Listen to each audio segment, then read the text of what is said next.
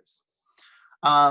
This could possibly be part of your requirement for an application for one of the majors that you or one of the schools that you're applying. It is not always required. However, you can always ask for to upload that option, and most colleges will give you the opportunity to upload it. In my personal opinion, you should always have something like this prepared, or somebody always in line to ask him for a recommendation.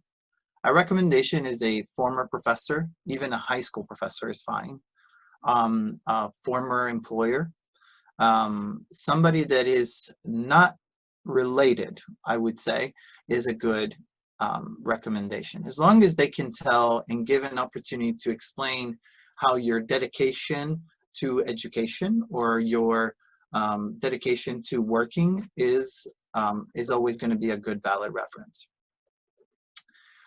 So this is it's going to be very helpful to help the committee that is reviewing your application to see what is your background and to see what is good for if you are a match for their program. The reference essentially can make you stand out in front of other applicants. So it's not always recommended, but it's always good to have it in your back pocket in the case that you need it.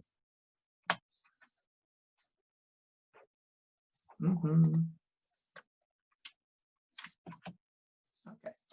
So the statement of purpose is something similar to a recommendation letter. It's usually for graduate level studies, so master's and PhD. The difference is that you are writing this. This can be very daunting for an international student. The first time that I thought of, we're going back to the recommendation letter. The first time that I actually thought of writing something like this, it literally scared me, but you shouldn't be scared. You should use also your resources in with the Education USA or anybody that has been in the United States to help you review it. But what you're doing with a statement of purpose is essentially it is essentially an introduction about your previous studies and why did that bring you to consider this as your postgraduate study. The main thing is to always highlight not just your undergraduate, but everything that you have done, if it's published, if you were working with a relevant organization, did you get any awards or any recognition, anything. This is essentially in words, your curriculum, curriculum, we called it in Italy, vitae, the one that you pretty much have been taught to write in Europe, is essentially you're writing that instead of bullet points, you're writing it as if it was your life of your story. I do highly recommend, and I believe I have that in the next slide, that you talk about specifically the program or the college. Do not send a college a statement of purpose or a recommendation letter for that matter for Harvard University when in reality you're applying for Wright State University. That usually is a no-no, and many professors will not see that good. So always direct that to the correct professor, the correct institution, and always make sure that you're making about their program just as much as yours. So the way that I've done it in the past is that I had my way of describing my life paragraph, and then I had certain paragraphs that I would rewrite based on the application that I was making for my grad school.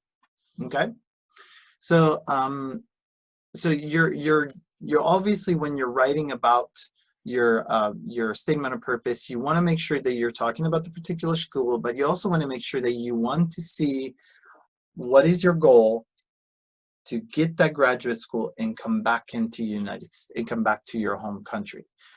It is very vital for that, because it shows that there is a necessity that Wright State or whatever university can help you achieve your dream in your own home and your own country. It's very important, and it does go a long ways for many departments.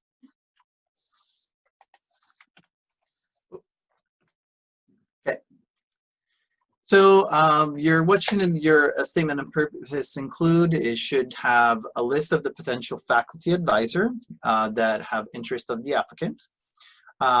You're always encouraged to review the research program of faculty and directly contact them for any interest that you have for research or anything like that.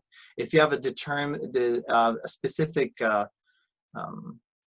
research that you have in mind, please feel free to contact them and see what it is. This is always a good time to refer to them.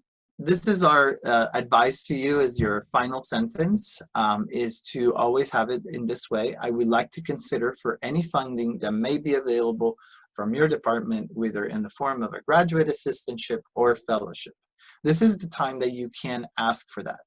And you can also contact directly to your to the advisor or the professor that you think will best match your research studies. Now, again, this is for graduate degrees. Okay, this is not for undergraduate degrees. Okay, the assistantship, the graduate assistantship, is the assistant to the professor or to the department in some way that you can help with the research.